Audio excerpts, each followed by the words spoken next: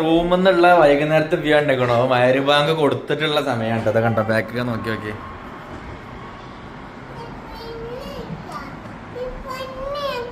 അന്നി എടുക്കണോ? ഓനെ എടുക്കണം ഇത്ര എന്താ